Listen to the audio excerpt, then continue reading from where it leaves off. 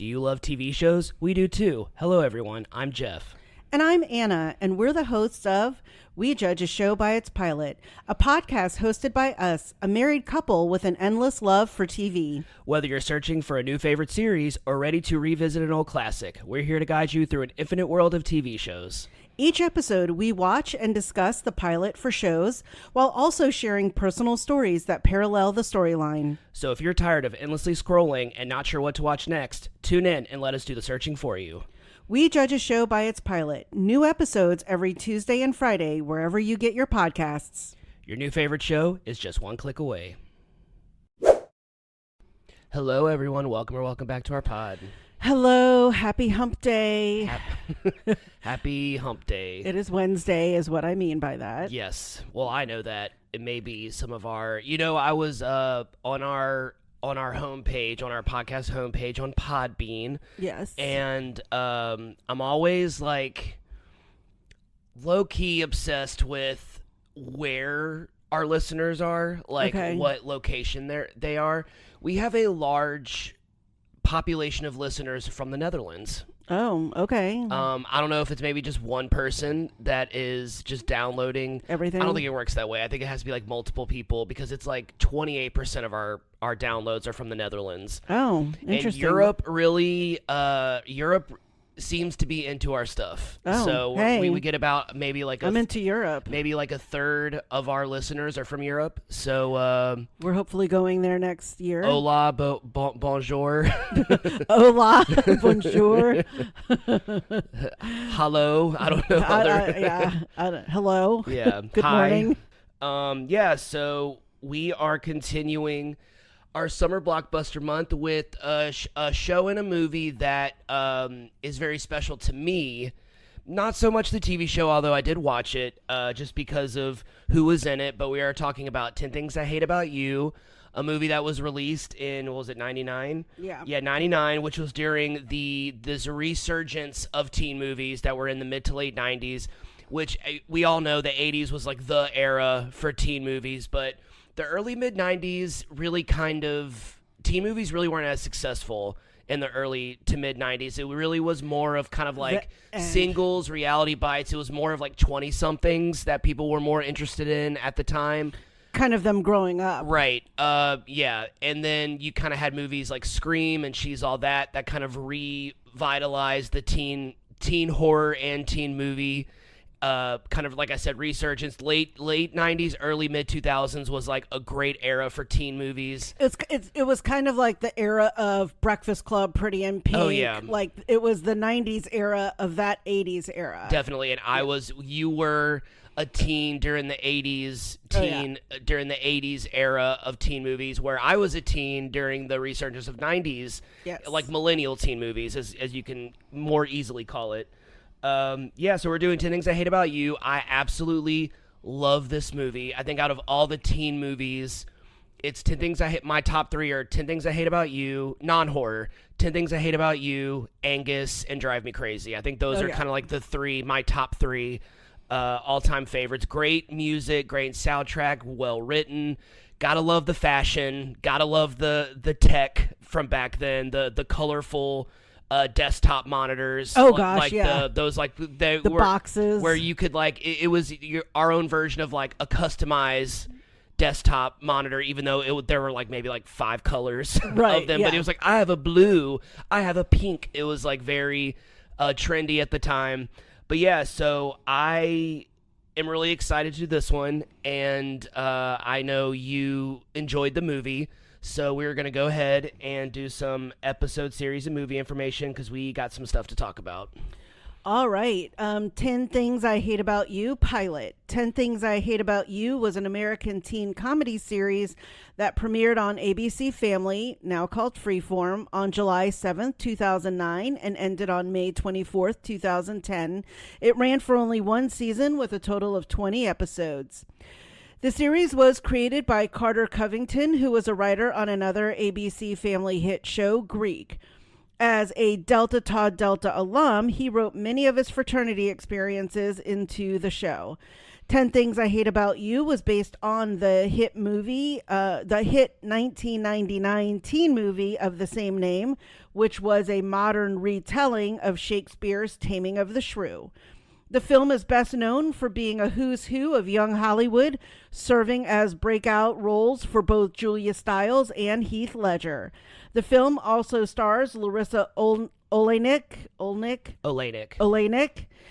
Joseph Gordon-Levitt, Larry Miller, Andrew Keegan, David Krumholtz, Susan May Pratt, Allison Janney, Gabrielle Union, Daryl Mitchell, and David Leisure. I mean, what a cast. I love all of those people. I mean, it's kind of hilarious to see some of these names that are now are powerhouses and have had really long careers, you know, considering, some actors, they have one great movie and then you never hear from them again. And features the bands Letters to Cleo and Save Ferris playing covers of classic rock songs such as Shout, Cruel to Be Kind, and I Want You to Want Me. The film was shot entirely on location in both Seattle and Tacoma, Washington. Both the film and the series centered around the Stratford sisters, Kat and Bianca. Kat is an outspoken rebel that can't wait to graduate high school, while Bianca is the outgoing sister that just wants to fit in and be popular. Bianca desperately wants to have a normal high school social life, but is thwarted by her father's rule of not being allowed to date until Kat does. Things change when the mysterious Patrick Verona shows an interest in Kat, while Bianca has both the popular Joey and the sweet Cameron competing for her affection. The series stars Lindsay Shaw as Kat Stratford, Megan Martin as Bianca Stratford, Ethan Peck, the grandson of Gregory Peck, as Patrick Verona, Nicholas Braun as Cameron James. How crazy is that, Cousin Greg. Dana Davis as Chastity Church, Kyle Kaplan as Michael Bernstein, Chris Zilka as Joey Donner, Jolene Purdy as Mandela, and Larry Miller reprising his role again as Mr. Stratford. Both the film and the pilot were directed by Gil Junger. The film was written by Karen McCullough and Kirsten Smith, who also co-wrote Legally Blonde and Ella Enchanted. The pilot was also written by Covington.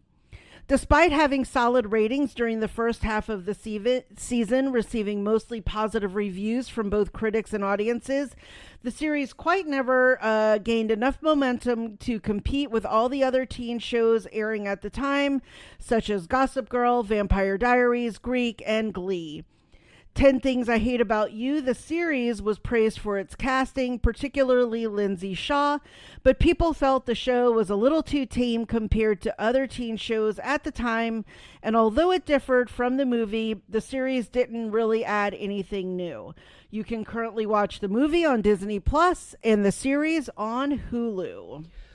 So in 1999 were you living in Seattle in 99? I moved there in September. I knew I got the job in July. Okay. So I don't know if this came out like early in the year or later in the year. I didn't look it up. I know I saw it when I was in 8th grade, so I think it was early, and that would have been like spring 99. Yeah, I don't think I saw it because I was finishing law school at that time. So you didn't see the movie when it first came out? You saw it a little later? I saw it later. Okay. And it was probably on like the weekend on a network just as a Saturday movie, and I was probably just glancing at it, and it caught my eye because it was filmed in Seattle. Yeah. I remember that. So I learned when we were watching the movie, that nothing was filmed on a soundstage. Everything was filmed on location, which is pretty crazy. Pretty crazy considering that it wasn't an indie film. So I mean, like, that's usually like an indie film thing. That's why like independent films get so much credit for feeling so real and raw. It's because they're not on a soundstage. But I often wonder why maybe they did it all on location, but I don't care because it's a great movie to look at. I mean, like, all of the scenery, the high school itself. Oh my gosh. looks like a castle. I remember when we went to Seattle, we were driving up to Seattle. I wanted to go visit this high school. It was just too out of our way. I remember like looking at the directions and it was just too out of our way. I believe the high school is in Tacoma. Yeah, and while we drove through Tacoma, it was on the tail end of one of our days. Right, and because when we drove to Tacoma, that was like at the end of our driving from Portland, then to Tillamook on the coast, then going up the coast to Tacoma. And I think we stopped at one place in Tacoma. The Glass Museum. And then, because that was like right off of an exit, it was really close. It wasn't too far off. It was one of my things I wanted us to absolutely do, and it was getting late. So right. And we were both kind of like, we want to get to our hotel. We want to just kind of settle in. We had literally spent like, I would like to say probably like 10 to 12 hours driving from Portland up the coast to Seattle. Great. One of the most memorable days of my life, one of the greatest days of my life, because I've never really driven that far, like that much before ever in my life where I was like actively paying attention. I was probably really little when we drove to like North Carolina and stuff like that, so I wasn't like, ooh, let me take in the scenery. I was probably like had my headphones on and probably like just drifting off into La La Land. But yeah, this movie is just beautiful to look at. We got to see the Fremont is the Troll. The Troll is at Fremont Street. It's the Fremont Troll. Fremont Troll, but it's in the Fremont neighborhood. Okay, I thought I was mixing Vegas with Seattle for a second. You were, but we went and did that. Yeah, so we saw that. We saw the Troll, and then there's like all this. They were like they're at this place that was on the pier, which is right by the old Real World Seattle house, which is what we went on that. We went on that, and then the aquarium. So I did watch the movie when it came out. Obviously, I was like 14. I was in 8th grade, so I was like it was PG-13, so I was able to go see it in theaters without like a parent, and it was a really great era for me because we had all these movies that felt like they were ours, and I feel like up until that point we didn't really have that. Like I really loved the teen movies at the time because it was very. Like I said earlier, it was very of the time, very 90s, very 2000s, very millennial. But yeah, so how did you like the movie when you first watched it or when we most recently watched it? I'm going to say this, and I'm probably derailing like any lit teacher, English teacher's thought of teaching. Yeah. But your favorite part of the movie. Well, no. Well, but what I love about it is it takes a really deep piece of literary work and puts it in very relatable terms. Right. And I thought you were going to talk about the English teacher. Okay. I love the English teacher, but what I love is, like we've said, this is Taming of the Shrew. Right. And then there was also She's All That, which was not Shakespeare, but Pygmalion. And then you have O, which was Othello. I got a list, so. So what I loved was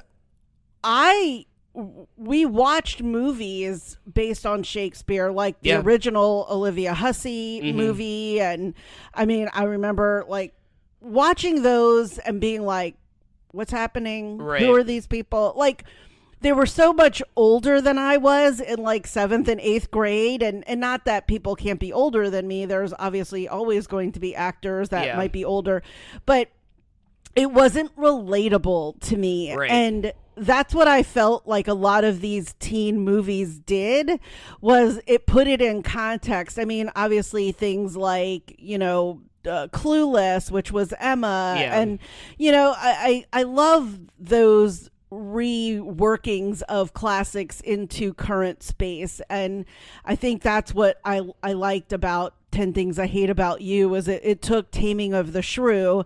I remember the Elizabeth Taylor movie of that, and so it put. And then there's Kiss Me Kate, which is like the musical version of it. Yes, and so that's what I love about these movies, is that it can take a really old literary piece and make it contemporary and modern, but also fun, right? And put it in terms that we understand, such as dating in high school and parents that are strict, or parents that from different classes that don't want the kids to intermingle, right, or whatever it might be. And so I loved all of these in that genre of teen movie. Whereas I feel like those old classic literature, like you said just a second ago, those classic literature tales often have to do with the class systems. They have to do with like in Pygmalion, which if you've ever seen My Fair Lady, that's essentially what it is, just with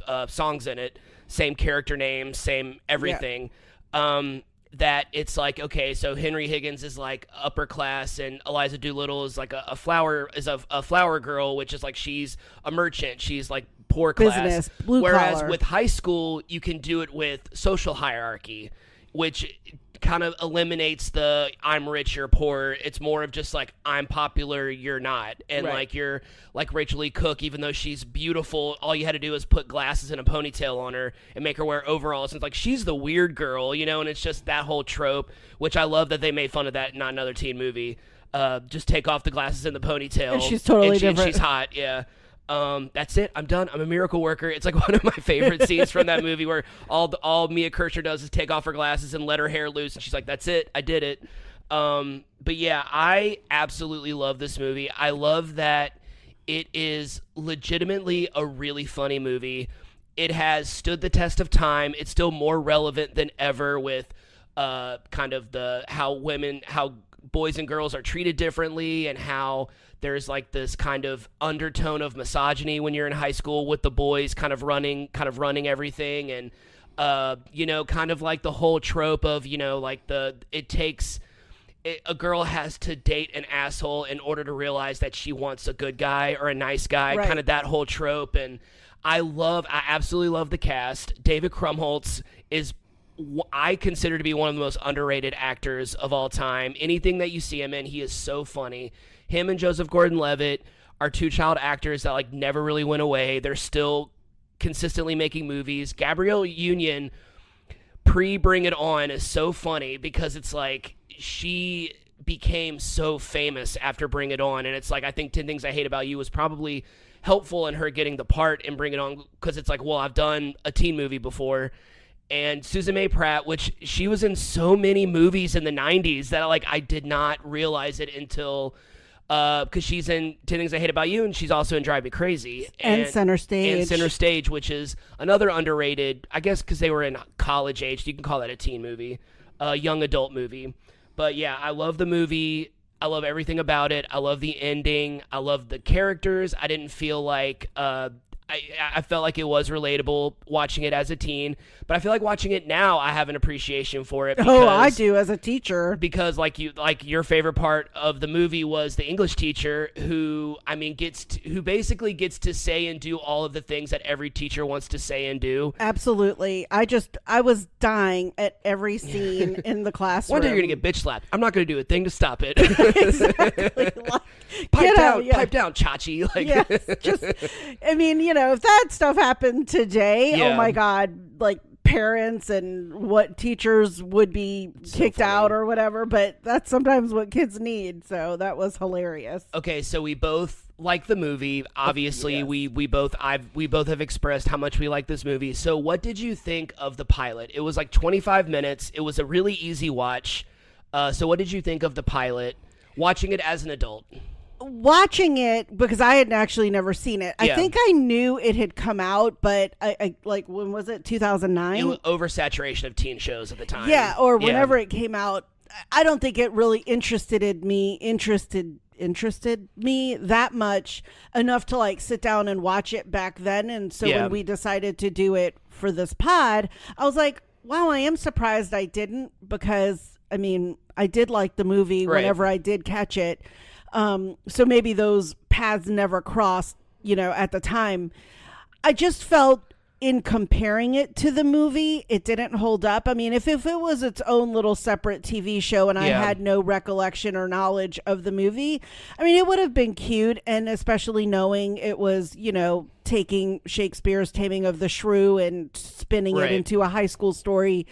But I felt like the actors were trying so hard to be the movie actors. Yes. Like they weren't trying to be themselves as actors. They were trying to imitate what had already been done. And that might have been the direction they were given or who they were as actors. But I just felt like it didn't go well. Right. other than the character of Joey, who is a complete 180 from the movie to the TV show, he's way nicer. I would argue that Joey's kind of like the main antagonist of the movie, whereas he is not even an antagonist at all in the TV show. He's kind of like this kind of bumbling, kind of like a bumbling idiot, kind of like this lovable oaf type guy, whereas Chastity is the main villain of the TV show, so it's kind of like girl versus girl kind of thing, which was a much more popular trope at the time.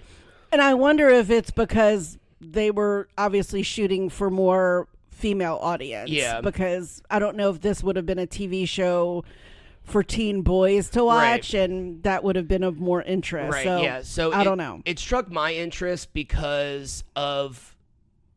I remember when the show was first being promoted, so I was watching Greek at the time on ABC Family, and I think I was watching something else on ABC Family. I don't remember what was on what channel at the time. I want to say, no, I think Pretty Little Liars was CW. I could be wrong, though. But I was definitely watching Greek on Fox, on ABC Family. It's been so many different channels. Yeah. So I remember seeing previews for it, and I remember Lindsay Shaw from Ned's Declassified, and she is and watching their rewatch podcast, or listening to their rewatch podcast of Ned's Declassified recently, Lindsay Shaw is a real life Kat Stratford. Like, she really is that person, which is why I think people liked her as Kat so much, because you were like, oh, if you had a real conversation with her, she would talk to you like that. She would be like, yeah, whatever. Like, she was just that girl. But and also Nicholas Braun, who I've been a fan of since Sky High. I've always kind of I was like, that guy's going to be huge one day. I was like, that guy's going to be like huge in like the comedy world one day. And I mean, he had Succession, which I guess was his breakout performance, but I've just been such a fan of his for such a long time. Like, when you just see someone on screen, regardless of what the content is, and you see how seamlessly funny they are, like how naturally funny they are, you're like, oh, this is someone that I'm going to enjoy watching forever until they stop being I've loved him since, especially Succession. Yeah. I didn't really know of him too much, and then he was also in Zola. Yes, and my God. Loved him in that. He was so funny in that, yeah. So I love that is like one of my guilty pleasure movies. I love Zola. It's so ridiculous. But yeah, I enjoyed it for the cast, like Jolene Purdy, who at this point was very famous for playing Sharita Shin in Donnie Darko, but also in one of my newer favorite movies, Unseen, where she plays the cashier who is helping a girl escape from her boyfriend via FaceTime. I absolutely love that movie, and she is, I mean, like, she is amazing in that movie, and I love it. So I love the cast, but I do feel like they were trying to, at this point in time, high school shows were very, like, controversial. They were very, like, we're 16 and we're sexy. Like, it was very much like Gossip Girl, Pretty Little Liars, where it was very, like, more mature. Right. And it was very much like, it was very, very mature. But I feel like with this one, it was a lot more innocent. It was a lot more of the vibe of 90s teen movies, where it was a lot more like, it was very colorful. Everyone was very, like, upbeat, and it was very opposite of what was on TV at the time, which is why I think maybe people originally started watching it because of the nostalgia of the movie. But then, like, as it kind of went on, they were like, okay, well, this isn't as edgy as the other stuff that I'm watching, so I would say the show is very easy to forget, just because it is so tame, and it was kind of like a diluted version of the movie. And the characters, I don't remember how much they evolved, because I really only watched it all the way through once when it originally aired. I think I watched it all on demand, probably like in a two-day period, because it's 20 episodes. They're like 25 minutes long, and I had a lot of free time in 2009 and 2010. Yeah. So I had the time to kind of just binge movies or TV shows. I think also, and I know this might just only seem sort of a thought in just my head about the TV show versus the movie, is that I love the movie, and this just might be me because I lived in Seattle, was that it was in the Pacific Northwest. Yeah. And it like, I think the Pacific Northwest lends itself as another character. I mean, and that just might be in my head.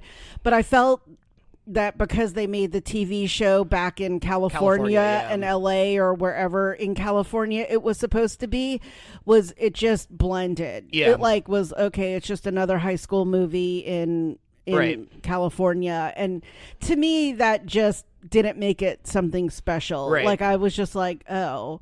But again, that could only have been a thought in my head, Yeah. and why it wasn't, because I mean, I'm sure people don't really care that much. But when a show takes place in a certain location, for me, that also lends another character Yeah. to it. And that to me sometimes dilutes LA. Right. Because so much stuff happens in LA. Right, and I mean, it differs from a teen show that's set in New York, because New York City is always its own character, and it, like, I see what you're saying. It was just kind of like, anywhere California kind of thing, anywhere Southern California kind of thing.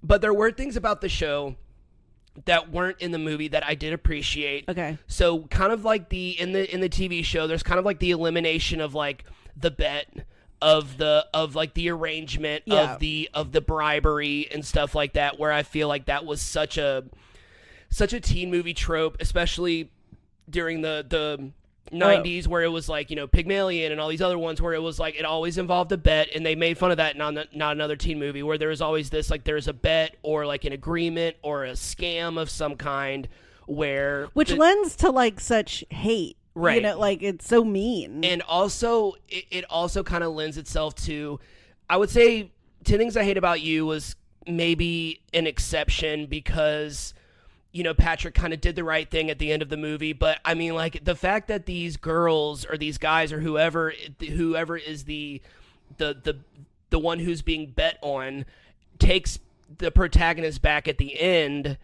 I'm always just kind of like, is that the message we're trying to send? Right. Like, I'm always like, is that 10 Things I hate always being like, 10 Things I Hate About You is different, but like, it really was a lot more like, I don't know. It was really seemed like Patrick just immediately liked Kat, and it was like the money was just kind of like, kind of not even important to Patrick. Whereas I feel like in She's All That, where it was just like all about the bet, and it was all about like, he was. I don't think Freddie Prinze Jr. really saw anything special in Rachel Lee Cook until the other kids were mean to her at the party. That was when he was like, "Oh, you're hot," and then it's just like, I don't know.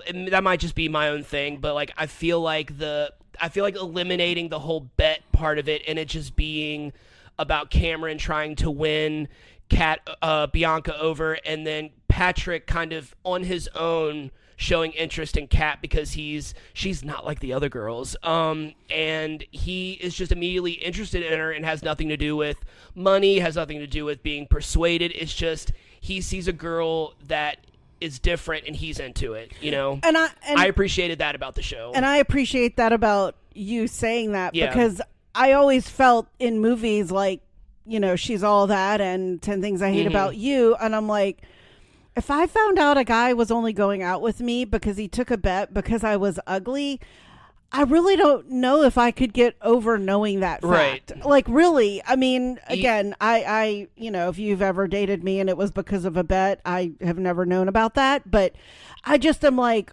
gosh, like, how low self-esteem do you have to continue a relationship in this way? And I don't care how nice the guy is, to know that he had to take a bet and money to go out with me. Like, that is just weird. So I do like that they took that part out. Yeah. And that he was attracted to her because he was different. Because I always say, one of my favorite quotes is, to get nowhere, follow the crowd. Like, be who you are, like, don't follow the trends or whatever. So is that why you always kind of like the lesser popular person, like in a boy band? Of course. So who's your favorite? Okay, so speaking of the 90s, who is your favorite, like, Backstreet Boy? My favorite Backstreet Boy is Howie DeRoe. Of course it is. Because what's really crazy is he is a little Latin, and I don't usually go for Latin guys, but I mean, everyone was always, it was Nick Carter, Brian Luttrell, Kevin Richardson, AJ McLean was the bad boy. Yeah. I just loved Howie DeRoe because, one, he always seemed very sweet, and because everyone was always going after the other four. So Howie... Were girls going after Kevin? Oh my God, yes. See, Kevin was my favorite. So Kevin was my favorite Backstreet Boy because he had my favorite voice. Yeah. That was my Alex, my law school bestie. I mean, that was her husband. I wasn't sitting around talking about the hotness of Backstreet Boys. So New Kids. New Kids. I was about to say NSYNC, but New Kids. Yeah. New Kids, is Danny Wood. Danny Wood, if you're out there. You were on my cheat card. Just kidding. But yes, I was a Danny Wood fan. One, just because I think he was, again, just not the Donnie Wahlberg, not the Joey McIntyre. Again, you had Jonathan and Jordan Knight, the two brothers. I always felt like Danny Wood was the best friend, which he's best friends with Donnie Wahlberg. Yeah. They were best friends from like childhood, and he has just become actually one of the fan favorites today. I mean, he is like bowed up and in shape and just totally popular. So Danny Wood, if you're listening, I've always loved you. You have my permission. Yes, thank you, boo. All right, so when we were first doing 10 Things I Hate About You, and we were kind of talking about like all these teen movies that were based on classic literature, I didn't realize how many teen movies were based on classic literature. All right, so kind of like probably the more obvious ones is Easy A, which is based on The Scarlet Letter. Yes. By Nathaniel Hawthorne. And then Clueless, you said, obviously, was Emma by Jane Austen. Cruel Intentions was a high school version of the French novel Les Liaisons, Dangerous Liaisons, translated into English. She's All That is Pygmalion, that's obvious. O is High School Othello. Ugh, love that. She's the Man and Just One of the Guys is based on Twelfth Night by Shakespeare. Yep. Get Over It is based on Midsummer Night's Dream. And then, I did not know this, John Tucker Must Die is based on Shakespeare's The Merry Wives of Windsor, which I didn't know that. John Tucker Must Die is also as an underrated teen movie. Oh, yeah. I enjoy that one. And I think those are the ones off the top of my head, and the ones that are in here that are the most obvious ones. But I kind of didn't realize how many teen movies were based on classic literature, just because they kind of became their own thing, and so it kind of and some of them aren't as obvious as the other ones. Like and obviously I never heard of The Merry Wives of Windsor. I don't think I've ever read anything about Twelfth Night, so I don't know. I didn't realize that was about a girl pretending to be a guy. Yeah, it's about a girl pretending to be a guy. I was like, I don't think I've ever seen She's the Man. That was kind of post. Yeah, I think that was during the era where I was like kind of tired of teen movies.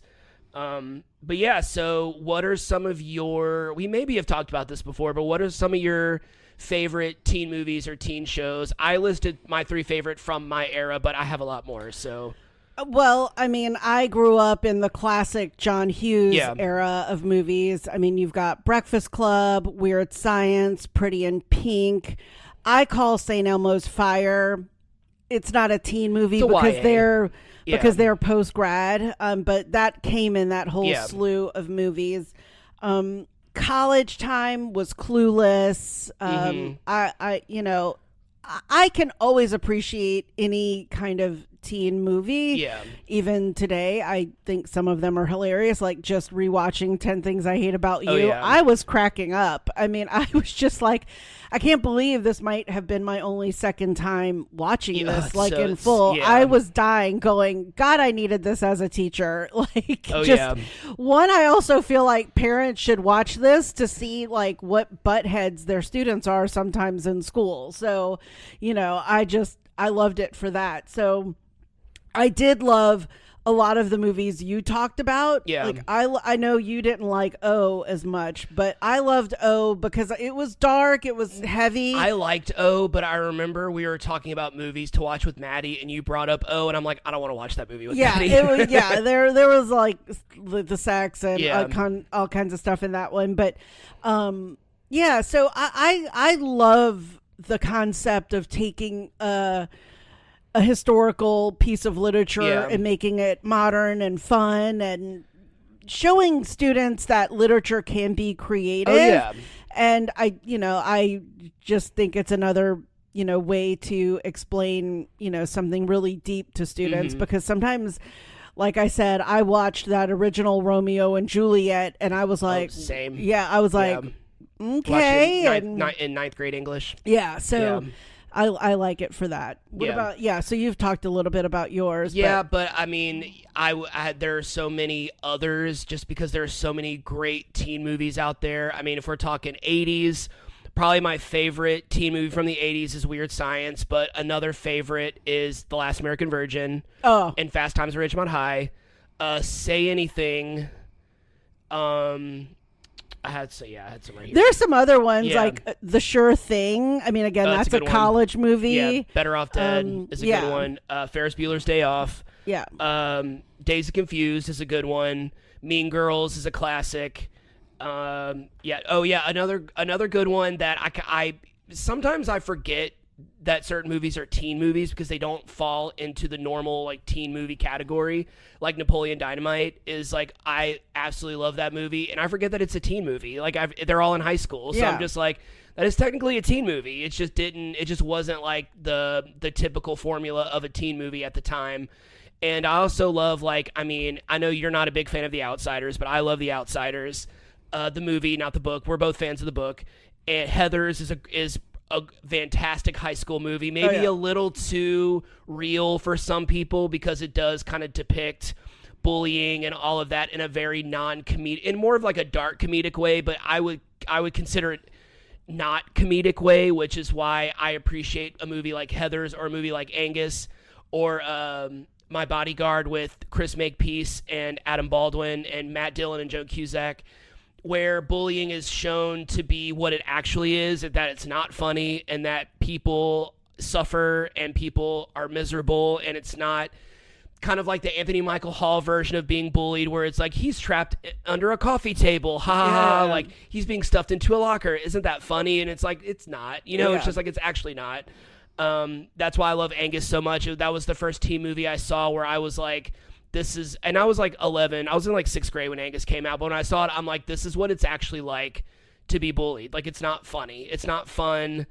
It's not something that you look back on and think is funny. It's one of those, it's a serious thing. And I love that the certain teen movies that took it seriously, I really appreciate. High school shows, I feel like are a lot different than teen movies because they kind of have to push the envelope. They kind of have to be edgy. I would say a great example of a show that just kind of became too edgy was Riverdale. It just kind of felt a little too, like, try hard, I think is a good word for it. I don't know if Jump the Shark. Jump the Shark. Yeah. As soon as they got into, like, the drug that made them all get committed into a sane asylum, I'm just like, this is so stupid. I was just like, this show is so bad. And, you have other great high school shows, like you have Freaks and Geeks and My So-Called Life, and you kind of have like the more classic ones like Saved by the Bell, which is a pretty good show, I guess. Like, I don't think it's a realistic depiction of school in any way, but I mean, it's a fun watch.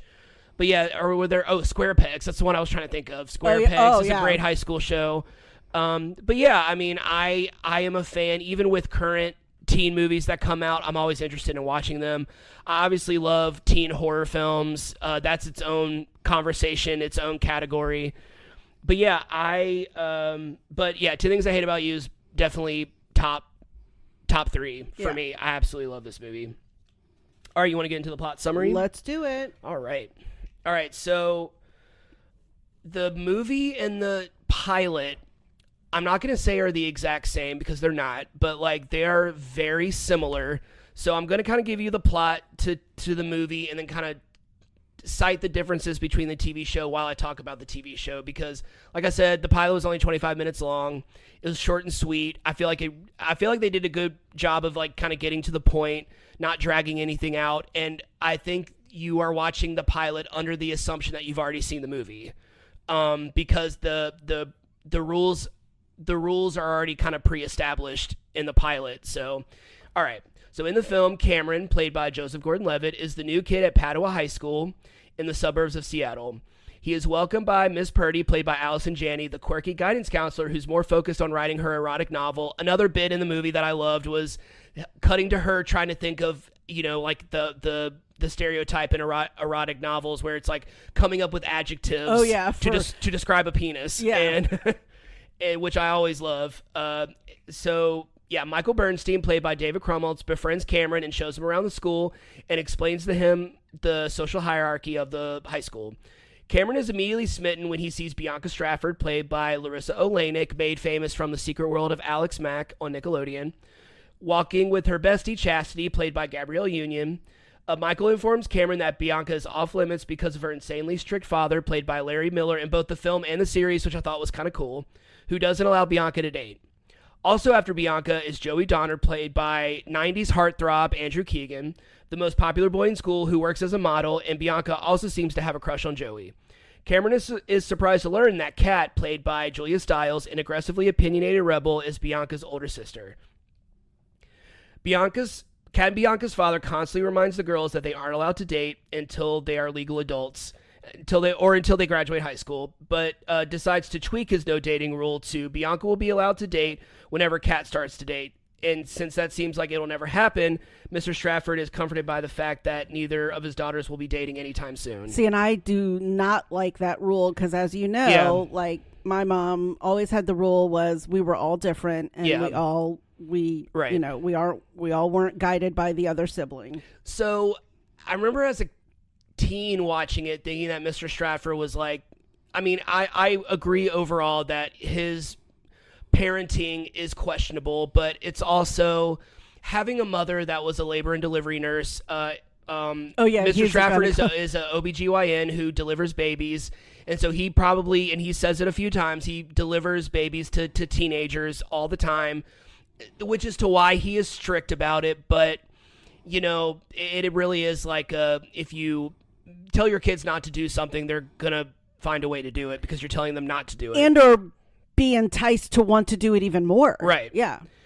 But I think they try to make it funny, but they also try to logically explain that he isn't strict for no reason. He is strict because of his work, and which provides some comedic moments, like when he forces Bianca to wear the pregnancy belly before she goes to a party, and then in the TV show when Kat is kind of recklessly driving, he makes her go around the house in a wheelchair to see what it's like if you drive unsafely, which is paralyzed or which something. Is insane. But I mean, I guess in a bizarre way, it's a good lesson for your kids. So Cameron befriends Bianca through the guise of being her French tutor, and when he asks her out, Bianca sees this as an opportunity to get Cameron to do her dirty work and find Kat a boyfriend.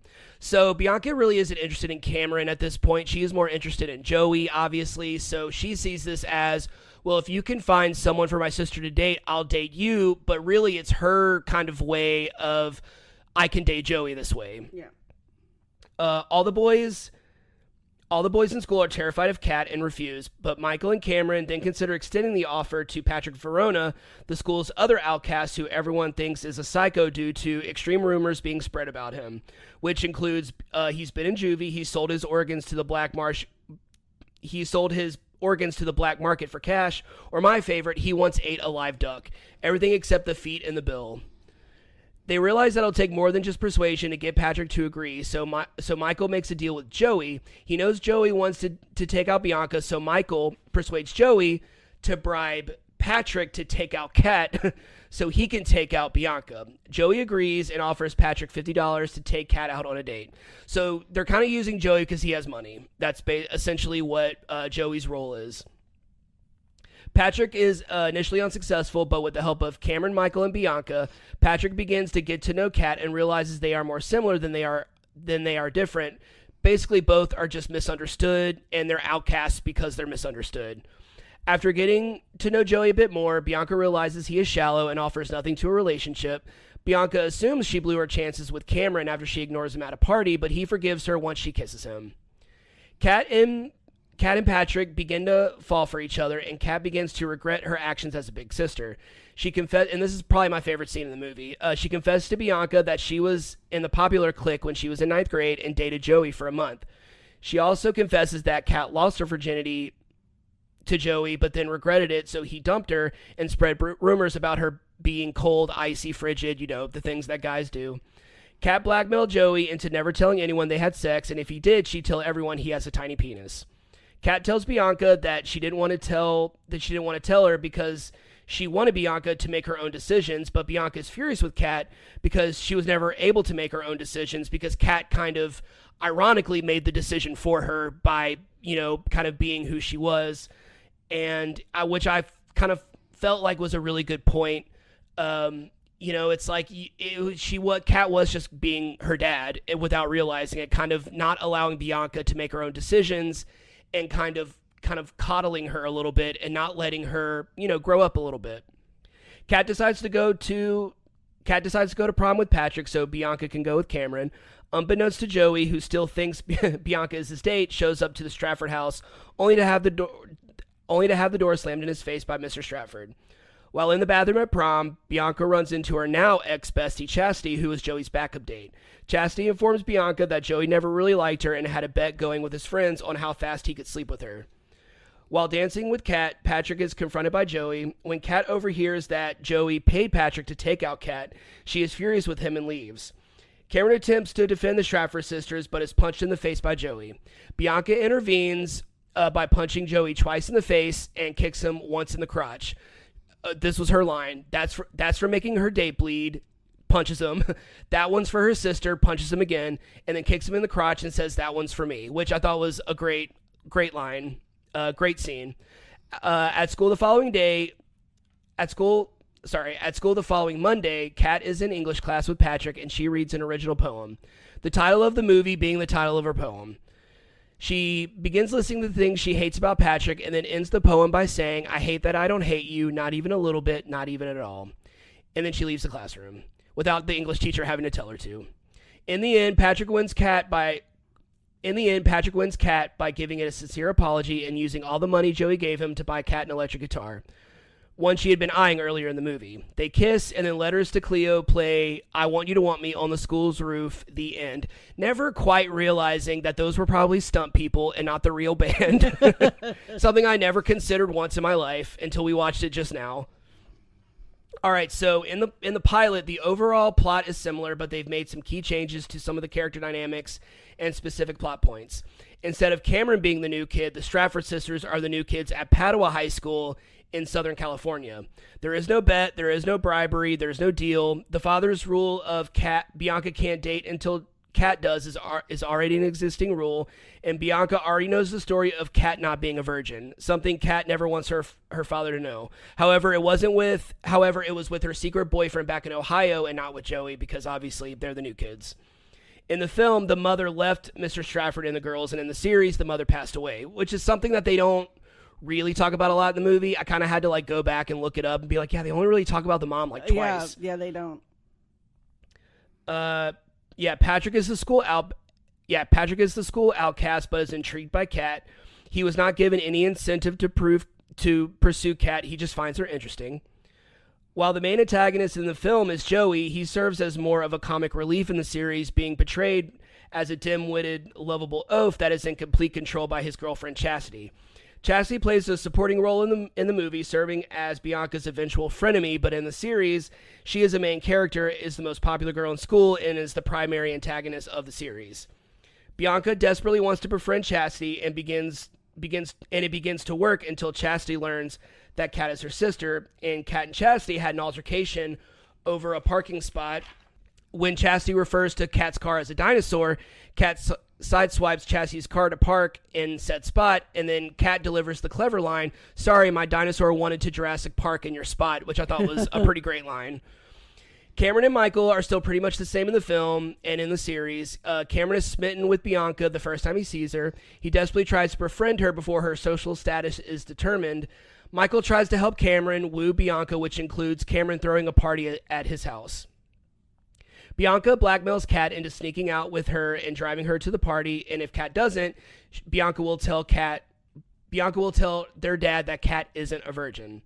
The bribe works and the two attend Cameron's party. Like in the movie, Cameron realizes he doesn't have that much of a shot with Bianca after realizing she only really cares about impressing Chastity.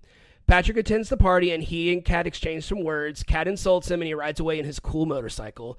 Yeah, I love every shot of Ethan Peck where he's just staring, brooding, being just the typical motorcycle guy. Yeah. The next day at school, Kat confronts Chastity. She tells Chastity she is now the photo editor for the yearbook, and if she doesn't let Bianca on the cheerleading team, then only awkward, candid photos of Chastity will be in the yearbook, assuming Chastity's vanity will get the best of her, which it does. So Chastity agrees and lets Bianca join the cheerleading team, but as the school mascot, a penguin. Cameron tries to talk to Bianca, nearly accepting defeat, but his mind has changed when Bianca thanks him for being nice and hugs him. After school, Kat sees Patrick and another girl riding on his motorcycle, but she doesn't seem to care that much. She kind of makes a comment about, like, wear helmets, make good decisions, kind of being a parent, which I thought was kind of funny, in her monotone voice. Bianca tells Kat that Chastity led her on the squad and tells Kat that Chastity isn't that bad after all, obviously not knowing that Kat has blackmailed Chastity. The two sisters drive off while I Want You to Want Me, the film's main song, plays. End of episode.